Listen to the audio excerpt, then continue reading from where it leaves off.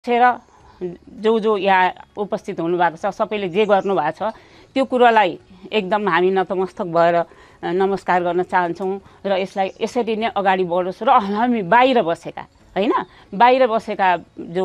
नेपालीहरू स्पेशल्ली यो उप्रेती परिवार हैन यो मन्दिर उप्रेतीको मात्र पनि होइन यो सम्पूर्ण नेपाल अधिराज्यको सबै स्थानको सबै ठाउँका पर्यटकहरूलाई यहाँ कसरी ल्याउने हामीले भन्ने हिसाबले चाहिँ गर्न खोज्दाखेरि यो कसैको निजी होइन हाम्रो पिता पुर्खाले यसरी छोडिदिएको त्यो बेलाको 150 वर्ष हेर्नुस् त 150 वर्ष जस्तो आसपास छ त्यो बेलाको त्यो हजुरबुबा विजयराम लेफ्टिनेन्ट विजयराम हाम्रो हजुरबुबा भनौँ न उहाँको कत्रो सोच कत्रो सेवाभाव कति सरल हृदय यो महादेवको लागि उहाँ के अरे एकदमै उहाँ भक्त हो जो मन्दिर त उहाँले सब धेरै ठाउँमा जानुहुन्थ्यो भन्ने सुनेको मैले उहाँलाई भेट्न पाइनँ अनि तर उहाँको के थियो भन्दा पनि हरेक मन्दिरमा गएर ठुल्ठुलो घण्टा चढाउने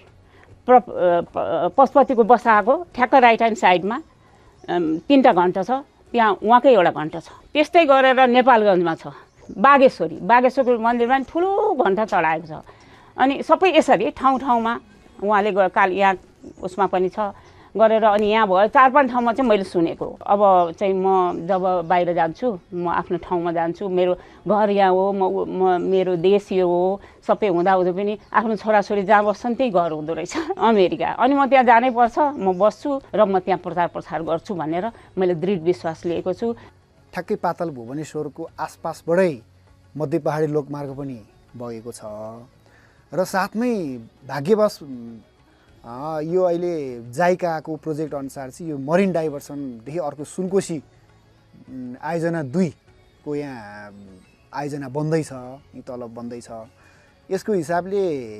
मान्छेहरू अब पर्यटकीय हिसाबले के अरे यो धार्मिक हिसाबले पनि प्लस अर्को यहाँ तल तपाईँको ड्याम बन्यो भने यहाँ स्टिमर पनि चलाउन सकिन्छ हामीले अर्को प्लस डुङ्गाहरू बोटिङहरू पनि गर्न सकिन्छ हैन अनि यहाँ हामीले अब यो यसको प्रचार प्रसार हामीले गरिरहेछौँ यो यदि सफल सक्सेस हुन लाग्यो भने हामीले दाजुभाइहरूसँग साथीभाइहरूसँग सरसल्लाह गरिरहेछौँ यहाँ हामीले राम्रो खाले सुन्दर खाले होमस्टेहरू पनि सञ्चालन गर्न खोजिरहेछौँ हैन अब युवाको हिसाबले कहाँ के छ प्रोबेबिलिटी के छ कस्तो छ यो अध्ययन पनि भइरहेछौँ हामीले यदि त्यो छ भने हामी होमस्टे प्लस हामी यहाँ तलको आयोजनालाई फोकस गरेर प्लस 3-4 कुराहरूलाई लिएर यो काठमाडौँदेखि नजिक लगभग 60 किलोमिटरको आसपासमा नजिकै छ 1 नाइट स्टे बसेर यहाँको अध्ययन के अरे धर्म यहाँको हाम्रो मन्दिरको दर्शन गरेर